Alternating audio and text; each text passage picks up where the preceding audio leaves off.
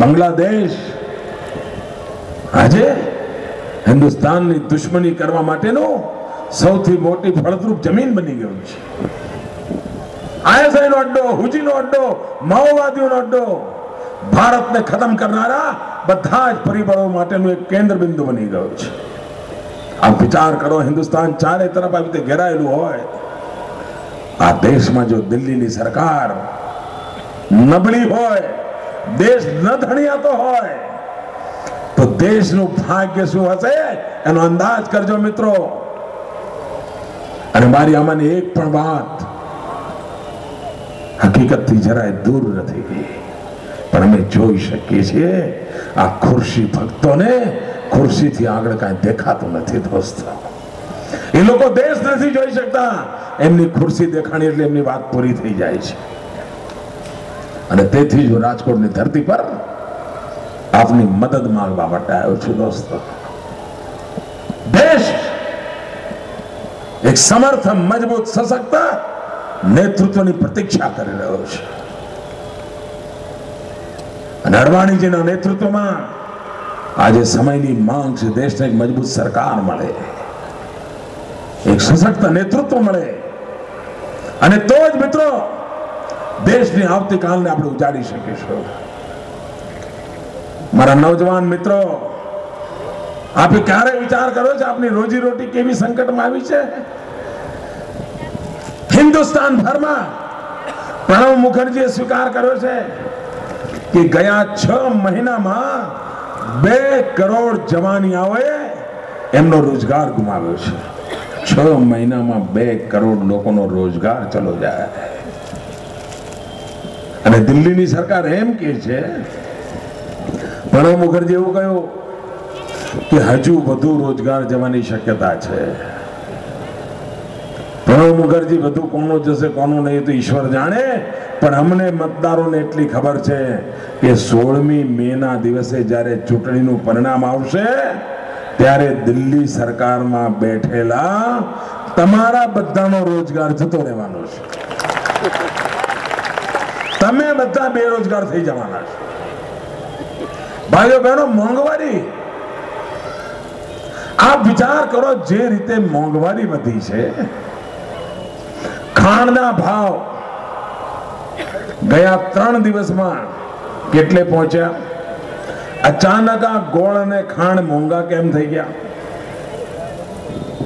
ચૂંટણીના ટાણે જ આટલી બધો ખાંડનો ગોળનો ભાવ વધવાનું કારણ શું?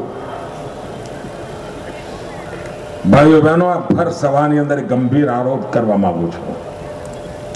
અને દિલ્હીની સલ્તનતમાં દમ હોય તો મોદીના સવાલોના જવાબ આપે.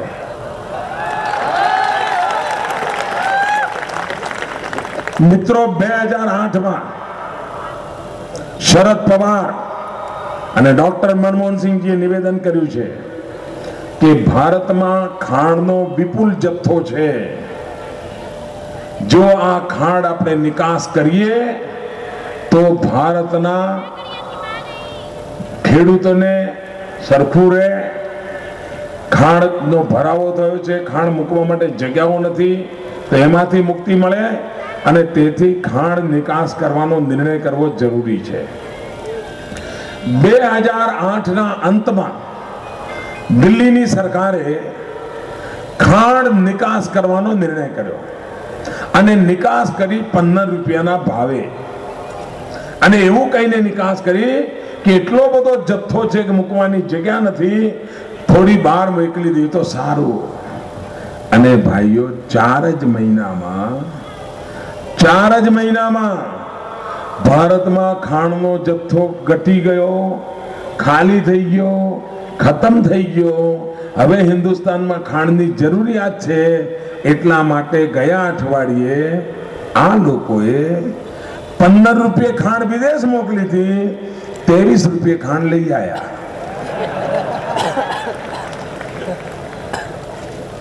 આ ગઈ હતી એ જ પાછી આવી કે શું થયું? કોઈ મને સમજાવે. 2008ના અંતમાં તમે એમ કહો છો કે ખાંડનો ભરાવો છે અને માર્ચ મહિનામાં તમે એમ કહો છો ખાંડ વગર તરફોઈએ છે, માટે ખાંડ લાવવી પડશે. 15 રૂપિયામાં વેચી 23 રૂપિયામાં લાવ્યા.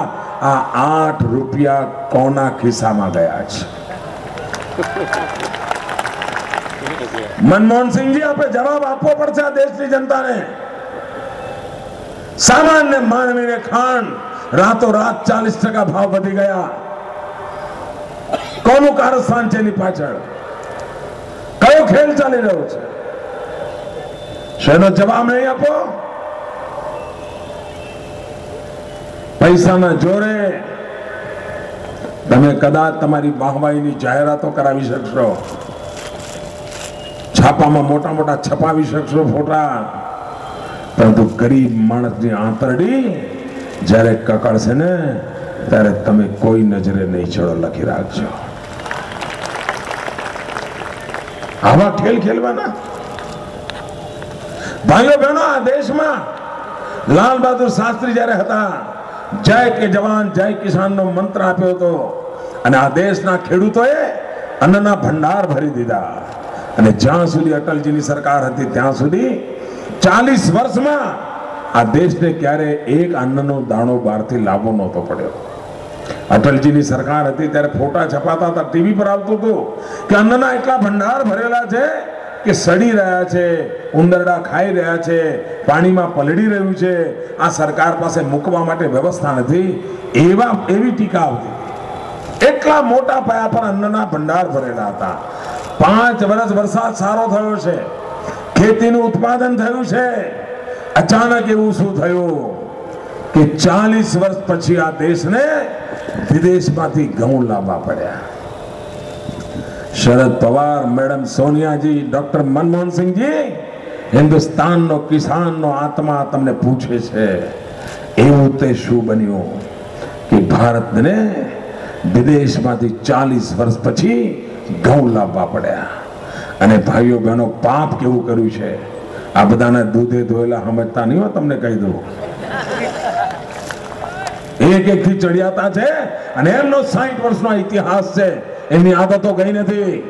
ભાઈઓ બહેનો, હિન્દુસ્તાનના ખેડૂતે જે ઘઉં પકવ્યા, એ ઘઉં ભારત સરકારે 800 રૂપિયામાં લઈ લીધા,